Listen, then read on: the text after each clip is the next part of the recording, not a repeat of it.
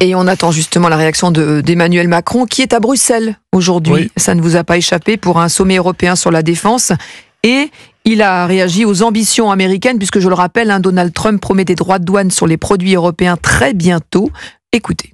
Aussi vrai que l'épidémie de Covid, que l'agression russe en Ukraine avait été des moments de réveil, ce qui se passe aujourd'hui, en ce moment même en Ukraine, ce qui se passe avec aussi les choix, les déclarations américaines de la nouvelle administration du président Trump, eh bien, pousse les Européens à être plus unis, plus actifs pour répondre à leur sujet de sécurité collective, c'est-à-dire pas de réponse sur la sécurité de l'Europe sans les Européens, pour aller plus loin sur leur industrie de défense, leur base industrielle et technologique de défense, assumer d'investir davantage et d'avoir une préférence européenne.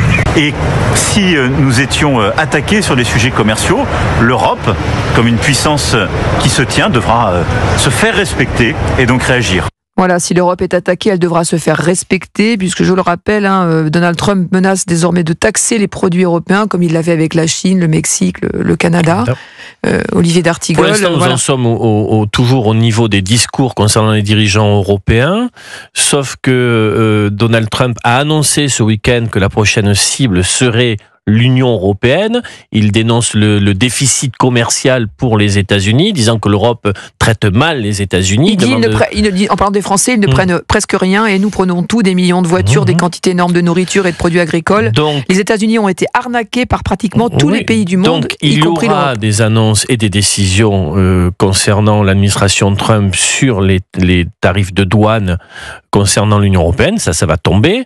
Et il y a le second sujet qui est quelle défense européenne, puisque Trump met la pression sur le niveau d'investissement minimum concernant la partie de l'OTAN, le financement de l'OTAN. Mais aujourd'hui, l'Europe apparaît très divisée, le couple franco-allemand est très diminué, seule Giorgia Meloni semble aujourd'hui avoir un peu plus avoir un ascendant dans la relation transatlantique. En tout cas, là, on est au pied du mur sur les réponses à apporter. Yvan Rioufol, sur cette menace que brandit désormais Donald Trump. Trump révèle l'effondrement dans lequel nous sommes depuis maintenant des années, l'effondrement de l'Europe, l'effondrement de la France, où j'ai l'impression d'être un Allemand de l'Est découvrant ce qu'est le monde libre après la chute du mur de Berlin.